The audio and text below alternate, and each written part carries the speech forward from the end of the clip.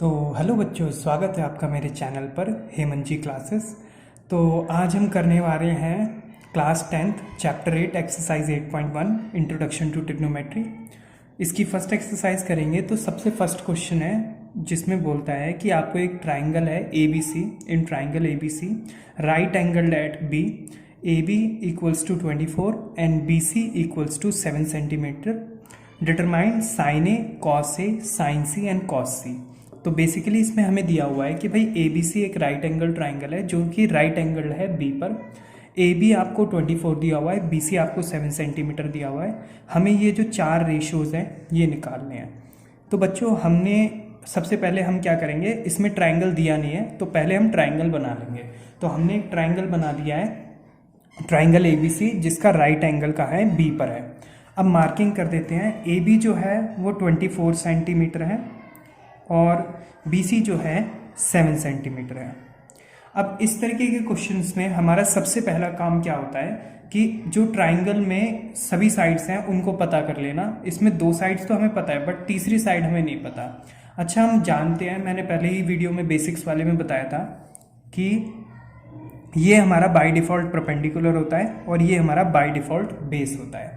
तो यानी कि अब हमें हाइपोटेनस निकालने की ज़रूरत है और हाइपोटेनस निकालने का सबसे अच्छा तरीका क्या होता है, पाइथागोरस थ्योरम होता है। तो हम क्या करेंगे, पाइथागोरस थ्योरम लगा के हाइपोटेनस निकालेंगे।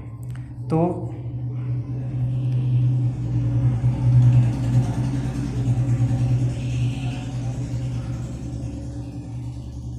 इन ट्राइंगल ए बी सी में by Pythagoras theorem, Pythagoras theorem क्या कहती है, H square is equals to P square plus B square. अच्छा, पी और बी ये होते हैं और हाइपोटेनस तो हमारा ये होता है 90 के हमेशा जो सामने वाली चीज़ है वो हमारा हाइपोटेनस होती है। तो भाई इसमें ये हमारी पाइथागोरस थ्योरम है। हाइपोटेनस क्या हो जाएगा, ए सी का स्क्वायर, परपेंडिकुलर यानी बी सी का स्क्वायर और बेस यानी कि ए बी का स्क्वायर। अब भाई ए सी स्क्वायर, ए सी तो हमें निकालना है तो वो तो ऐसे ही रहेगा। बी सी की वैल्यू हमें क्या दी हुई है, 7 सेंटीमीटर। तो बी सी की जगह 7 का स्क्वायर आ जाएगा और ए बी की जगह आपका 24 का स्क्वायर आ जाएगा। 7 का स्क्वायर यानी 49, 7 7 जब 49 होता है और 24 का स्क्वायर मतलब 25 मल्टीप्लाई 25 जो कि आपका 576 होता है। यहाँ ए सी स्क्वायर, इन दोनों को सम करेंगे तो 625 आ जाएगा बच्चों हमारे पास। यहाँ पर ए सी का स्क्वायर है, इधर स्क्वायर है, इधर आएगा तो रूट हो जाएगा, तो ये अंडर रूट 625 हो जाएगा बच्चों। तो ए सी आपका क्या आ जाएगा, 625 को हम क्या, 625 हम जानते हैं 25 मल्टीप्लाई 25 होता है। अगर नहीं हो तो आप याद कर लेना तो कि 25 का जो स्क्वायर होता है वो 625 होता है, ये 25 मल्टीप्लाई 25 625 होता है। तो अंडर रूट में दो में से एक बाहर आ जाएगा तो 25 सेंटीमीटर। अच्छा, रूट में से कोई चीज़ निकलती है तो प्लस माइनस की होके निकलती है। तो ए सी आपका क्या हो जाएगा, प्लस माइनस 25 सेंटीमीटर। अभी के लिए मैं यहाँ पर इसको खाली 25 सेंटीमीटर लिख देता हूँ क्योंकि अभी इतना ज़्यादा प्लस माइनस का कोई काम नहीं है। अच्छा, एक काम तो हुआ अपना। अब अगला काम क्या है, हमें साइन ए और कॉस ए की वैल्यू निकालना। तो बच्चों यहाँ पर जो थीटा है वो हमारा ए है, आपको दिख रहा होगा। यहाँ पर जो हमारा एंगल है वो ए है। तो हम क्या करते हैं, एक नया ट्राइंगल बनाते हैं क्योंकि थीटा चेंज होने की वजह से परपेंडिकुलर और बेस भी बदल जाते हैं। तो अभी हम क्या करते हैं, एक नया ट्राइंगल बनाते हैं। ये हमारा ट्राइंगल हो गया। मार्किंग वही रखेंगे ए बी सी। हाइपोटेनस तो हमेशा सेम ही रहेगा क्योंकि वो तो 90 के सामने वाली चीज़ होती है, उसमें कोई परिवर्तन नहीं आता है। तो वो आपका 25 सेंटीमीटर ही रहेगा और 25 सेंटीमीटर यानी ए सी ही रहेगा। मेजरमेंट्स में तो कोई चेंज नहीं होना है, ठीक है। अब क्योंकि थीटा हमारा ए है, यहाँ पर हमारा एंगल लाई करता है, तो हमारा जो परपेंडिकुलर है वो आपका ये हो जाएगा और जो बेस है वो आपका ये हो जाएगा। तो यानी कि अभी चीज़ें नहीं बदली, थीटा ऐसा हमारा है कि जिसकी वजह से चीज़ें चेंज हमें नहीं करनी पड़ी, चीज़ें जो पहले थी वही सेम आ गई। तो ठीक है, अब हम जानते हैं साइन थीटा या साइन ए की वैल्यू हमें निकालनी है। तो भाई इसके लिए मैंने आपको फॉर्मूला बताया था, सोना चांदी तोलो पंडित बद्री प्रसाद, हर हर भोले, चेन्नई सुपर किंग्स, किंग्स के लिए सी। तो यहाँ पर ये जो पहली वाली चीज होती है ये साइन होता है, तो साइन की वैल्यू क्या होती है, पी बाई एच होती है, यानी परपेंडिकुलर अपॉन में हाइपोटेन्यूस। तो साइन ए की वैल्यू क्या हो जाएगी, परपेंडिकुलर अपॉन में हाइपोटेन्यूस।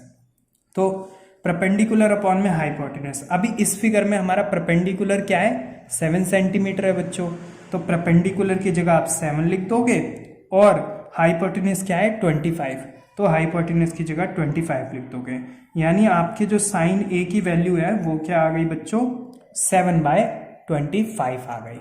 ऐसे ही अब कॉस ए की वैल्यू निकालनी है हमें, तो भाई कॉस ए की वैल्यू निकालने के लिए भाई कॉस की वैल्यू क्या होती है, ये वाला कॉस होता है बी बाई एच होती है, यानी बेस अपॉन में हाइपोटेन्यूस। तो बेस आपका कितना है, अभी 24 सेंटीमीटर है आपका बेस, और हाइपोटेन्यूस कितना है आपका 25 सेंटीमीटर है। तो ये आपका कॉस की वैल्यू भी आ गई। तो यहाँ पर हमारा फर्स्ट पार्ट ये हमारा सॉल्व हो गया, ठीक है। अब आ जाते हैं सेकंड पार्ट पे। सेकंड पार्ट सॉल्व करने के लिए अब थीटा क्या है हमारे पास, वो सी है, हमारा जो एंगल है वो सी है। तो एक और ट्राइंगल बना लेते हैं।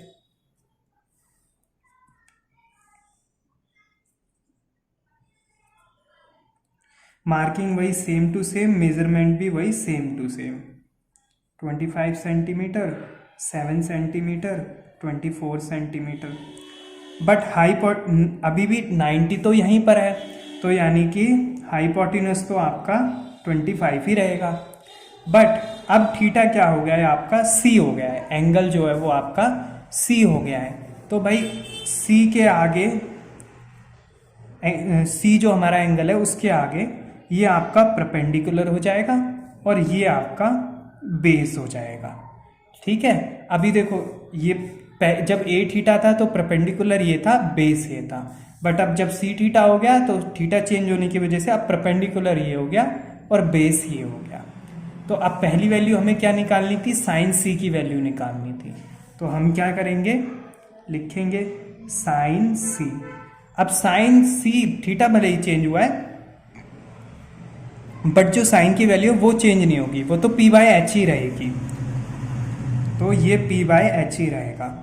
बट जो परपेंडिकुलर की नई वैल्यू आई है वो हमें पुट करनी पड़ेगी, या यूं कह लो कि जो थीटा के अकॉर्डिंग अब नया परपेंडिकुलर आया है वो हमें पुट करना पड़ेगा। तो अब नया परपेंडिकुलर 24 है और हाइपोटेन्यूस अपना 25 है, तो साइन सी की वैल्यू क्या हो गई 24 अपॉन में 25। देखा, थीटा चेंज होने की वजह से फाइनल जो वैल्यू थी वो बदल गई। ऐसे ही कॉस सी की अगर हमें वैल्यू निकालनी है तो अगेन जो फॉर्मूला है उसके लिए बेस अपॉन में हाइपोटेन्यूस वो तो सेम ही रहेगा, तो बेस अपॉन में हाइपोटेन्यूस। बट जो अब नया बेस है या थीटा के अकॉर्डिंग, थीटा चेंज होने के अकॉर्डिंग जो नया बेस है वो रखेंगे, यानी बेस अभी 7 है और हाइपोटेन्यूस आपका 25 का 25 ही है। तो ये आपके कॉस सी की वैल्यू हो गई। तो देखिए यहाँ पर आपका फर्स्ट क्वेश्चन होता है खत्म।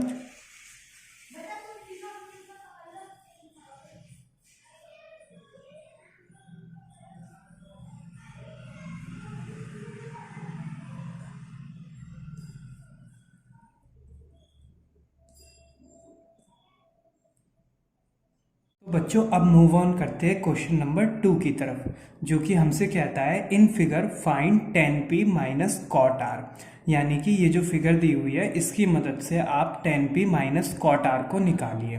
तो इसमें फिगर आपको दी हुई है, तो मैंने जैसा बताया था इस तरीके के क्वेश्चंस में सबसे पहला काम क्या होता है बच्चों कि ट्राइंगल की तीनों साइड्स को फाइंड आउट करना। तो बाय डिफॉल्ट अभी तो ये हमारा परपेंडिकुलर हो जाएगा, ये हमारा बेस हो जाएगा और 90 के सामने वाला हमारा हाइपोटेन्यूस हो जाएगा बच्चों। तो हम क्या करते हैं, पहले पाइथागोरस थ्योरम लगा के यहाँ पर बेस यानी क्यू आर को फाइंड आउट कर लेते हैं।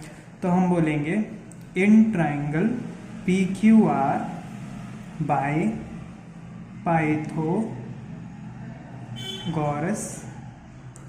थ्योरम, जो कि हमसे क्या कहती है, हाइपोटेन्यूस का जो स्क्वायर है वो परपेंडिकुलर के स्क्वायर प्लस बेस के स्क्वायर के सम के बराबर होगा। तो भाई हाइपोटेन्यूस अभी हमारा क्या है, हाइपोटेन्यूस हमारा पी आर है। तो पी आर की स्क्वायर किसके बराबर होगी, परपेंडिकुलर यानी पी क्यू के स्क्वायर प्लस बेस यानी क्यू आर के स्क्वायर के बराबर। अब भाई पी आर कितना है 13 की स्क्वायर, पी क्यू कितना है 12 की स्क्वायर, और क्यू आर कितना है वो तो हमें पता नहीं, वो तो हमें फाइंड आउट करना है। तो 13 की स्क्वायर क्या होता है, 13 13 जा 169, और 12 की स्क्वायर क्या होता है, 12 12 जा 144, क्यू आर स्क्वायर ऐसा ही। अब भाई क्यू आर स्क्वायर की वैल्यू निकालनी है तो इसको करना पड़ेगा अकेला, क्योंकि जब इंसान अकेला होता है तो उसकी वैल्यू उसको पता लगती है ना, भीड़ में लोगों को अपनी वैल्यू पता नहीं लगती। तो ऐसे ही बच्चों जिस चीज़ की मैथ्स में वैल्यू निकालनी होती है उसको हमें करना होता है अकेला। तो इसलिए क्यू आर को अकेला करना है तो सबको इधर लेके जाना पड़ेगा, यानी 144 यहाँ प्लस का है ना, 144 के आगे कोई साइन नहीं है तो हम प्लस मान लेंगे।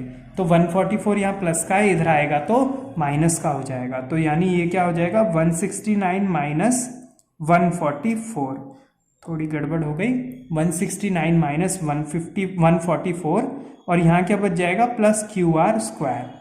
तो 169 में से 144 माइनस कर देंगे तो क्या आ जाएगा आपका 25 आ जाएगा बच्चों। ये माइनस है, कंफ्यूज नहीं होना। अब यहाँ पर प्लस क्यू आर स्क्वायर को खाली क्यू आर स्क्वायर ही लिख सकते हैं। अब ये स्क्वायर है इधर आएगा बच्चों तो क्या हो जाएगा अंडर रूट हो जाएगा। अब क्या है क्यू आर अकेला हो गया, यानी अब इसकी वैल्यू निकल सकती है। अब 25 को हम जानते हैं 5 मल्टीप्लाई 5 लिख सकते हैं, और हम ये भी जानते हैं कि रूट में से 2 में से एक बाहर निकलता है तो यानी 5 बाहर आ जाएगा और प्लस माइनस का होके निकलेगा।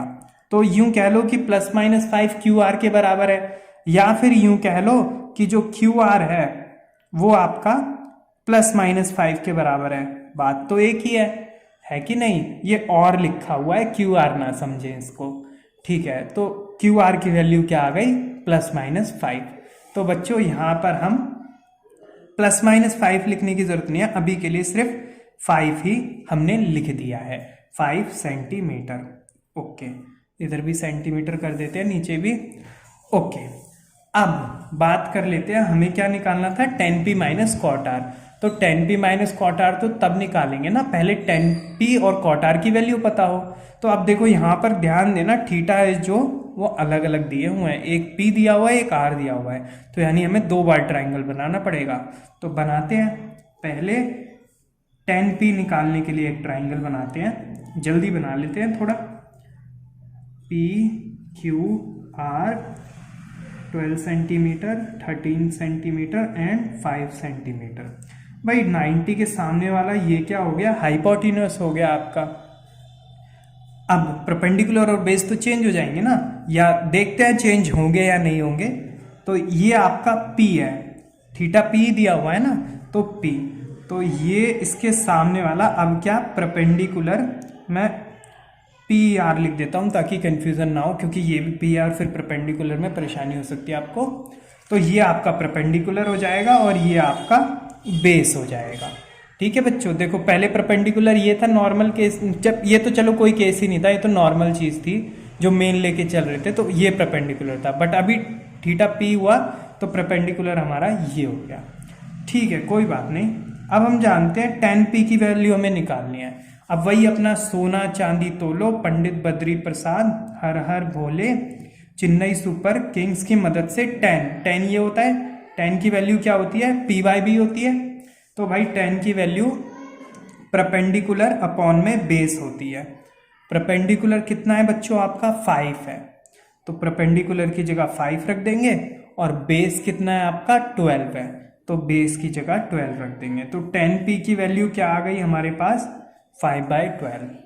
अब कॉट आर की वैल्यू निकालनी है, तो कोई बात नहीं कॉट आर का भी निकाल लेते हैं।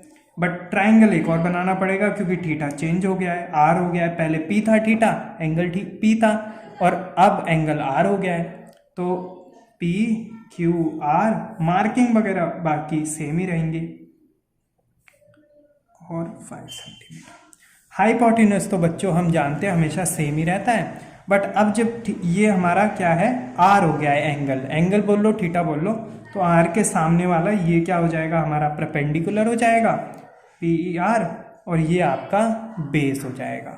अब हमें क्या निकालना है कॉट आर की वैल्यू फाइंड आउट करनी है।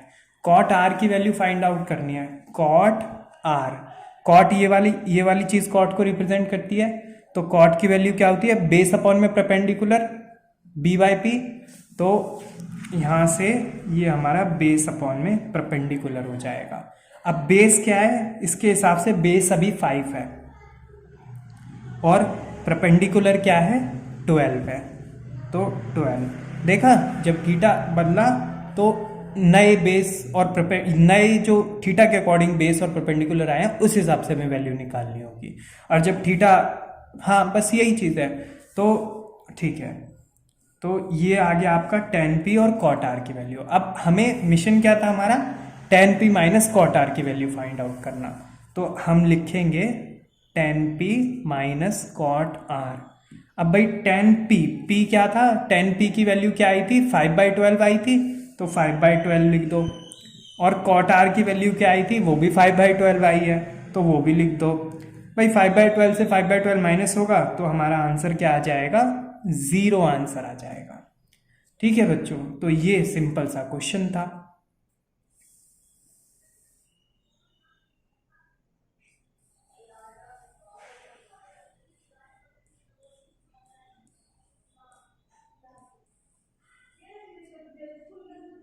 तो बच्चों अब आ जाते हैं हम क्वेश्चन नंबर 3 पे। उसमें कहता है कि साइन ए की वैल्यू अगर आपको 3/4 दी हुई है तो कॉस ए और टेन ए निकालिए। तो इस क्वेश्चन में अच्छी बात यह है कि थीटा जो है वो सेम ही है, यानी ये ए है, ये ए है और ये भी ए है। यहाँ पर जो थीटा है या एंगल है वो चेंज नहीं हुआ है, तो कोई बात नहीं, आगे प्रोसीड करते हैं। तो सबसे पहले साइन ए की वैल्यू हमें कितनी दी हुई है बच्चों, 3/4 दी हुई है साइन ए की वैल्यू।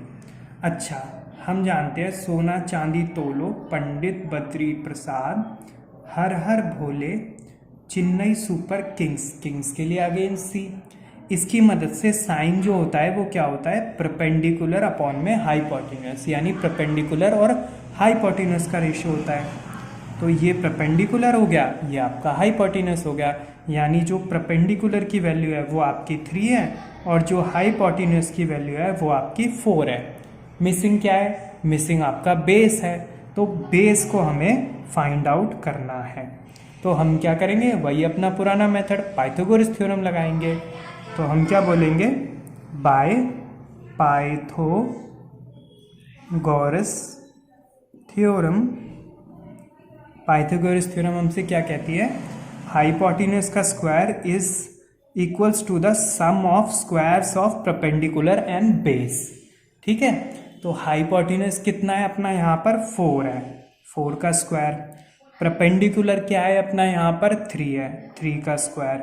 और बेस कितना है, बेस हमें पता ही नहीं है, बेस हमें फाइंड आउट करना है। कोई बात नहीं, 4 जा क्या हो जाएगा 16, 3 जा 9 हो जाएगा। अगेन बेस की वैल्यू निकालनी है तो अकेला करना होगा, तो 9 इधर आएगा, तो 9 के आगे कोई साइन नहीं है तो प्लस है, तो प्लस का 9 इधर आएगा तो माइनस का 9 हो जाएगा। और यहाँ पर प्लस बी स्क्वायर ऐसा ही रह जाएगा। 9 में से 16 में से 9 जाएंगे 7 बच जाएगा और ये बी स्क्वायर ऐसा ही रह जाएगा। अब इधर ये स्क्वायर है, इधर आएगा तो रूट हो जाएगा, तो √7 आ जाएगा। प्लस के बी को प्लस बी कह लो, ठीक है। अच्छा, प्लस के बी को खाली बी ही लिख सकते हैं और हम जानते हैं कि 7 का तो कोई रूट होता ही नहीं है, तो हमारा फाइनल आंसर क्या हो जाएगा, जो बेस है वो हमारा क्या आ जाएगा, ±√7 आ जाएगा। या हम यूं भी कह सकते हैं, और बी चाहे तो यूं कह लो कि ±√7 बी के इक्वल है, चाहे यूं कह लो कि बी जो है हमारा बेस वो ±√7 है। ठीक है, बेस आ गया। अब हमें क्या फाइंड आउट करना था, हमें कॉस ए और टेन ए फाइंड आउट करना था। तो जब थीटा सेम हो ना बच्चों, जैसे यहाँ भी थीटा, पूरे क्वेश्चन में जब थीटा सेम हो तो आपको डायग्राम बनाने की जरूरत नहीं है। तो अब हमें क्या फाइंड आउट करना था, कॉस ए फाइंड आउट करना था। तो कॉस ए फाइंड आउट करना था। कॉस क्या होता है, बेस और हाइपोटेन्यूस का रेशियो होता है, तो b/h होता है। इसीलिए हमें परपेंडिकुलर और हाइपोटेन्यूस तो पता था, इसीलिए हमने बेस निकाला था, क्योंकि आने वाले कॉस के और टेन के रेशियो में बेस का इस्तेमाल होने वाला था। तो भाई वो पता नहीं होता तो इनको फाइंड आउट कैसे करते। तो कॉस ए क्या हो जाएगा, b/h हो जाएगा बच्चों आपका। तो बेस अभी हमारा क्या है, √7 आया है। √7 ले लो, प्लस माइनस लेने की जरूरत नहीं है। और हाइपोटेन्यूज आपका क्या है, हाइपोटेन्यूज आपका 4 है। तो cos a की वैल्यू क्या आ गई आपकी, √7/4 आ गई बच्चों। ऐसे ही tan a की वैल्यू भी निकालनी है। तो tan a क्या होगा, tan की वैल्यू होती है परपेंडिकुलर अपॉन में बेस, तो p/b। परपेंडिकुलर आपका कितना है, 3 है, और बेस आपका कितना है, अभी हमने निकाला है प्लस माइनस √7, तो उसकी जगह हम क्या रख देंगे, √7। बट बच्चों मैथ्स में कभी भी रूट को डिनोमिनेटर में छोड़ा नहीं जाता, तो इसको हमें रैशनलाइज कर देना है। तो रैशनलाइज करने के लिए हम √7 से ऊपर नीचे मल्टीप्लाई कर देंगे। तो ये क्या आ जाएगा, 3√7, और √7 की √7 से मल्टीप्लाई होगी तो 2√7 एक √7 बना देंगे। तो 3√7 अपॉन में 7 हमारा फाइनल आंसर आ जाएगा। तो यहाँ पर हमारे tan की वैल्यू भी आ गई बच्चों, और cos की वैल्यू भी आपकी आ गई।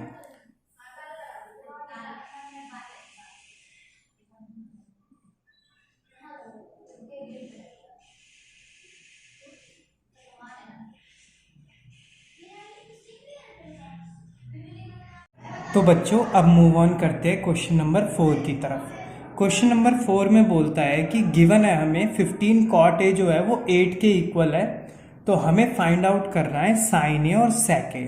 तो अगेन इस क्वेश्चन में अच्छी बात यह है कि जो थीटा है या जो एंगल है वो throughout the question same ही है, ए ही है वो, तो इसलिए इसमें हमें ट्राइंगल बनाने की जरूरत नहीं है।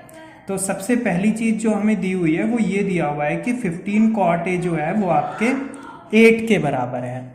अब बच्चों 15 यहाँ मल्टीप्लाई में है तो इधर हो जाएगा, तो क्या हो जाएगा, डिवाइड में हो जाएगा। भाई ये देख लेना मैथ्स में जिन दो चीज़ों के बीच में कुछ नहीं होता तो मल्टीप्लाई होता है। तो 15 और cot a के बीच में कुछ भी नहीं है, तो यानी इसका मतलब ये 15 मल्टीप्लाई cot a है। तो यहाँ पर 15 अगर मल्टीप्लाई में है तो इधर आएगा बच्चों, तो वो डिवाइड में हो जाएगा। तो यानी cot a की वैल्यू क्या हो जाएगी, 8/15 हो जाएगी। तो अगेन अपना वही पुराना फॉर्मूला, सोना चांदी तोलो पंडित बद्री प्रसाद, हर हर भोले चेन्नई सुपर किंग्स।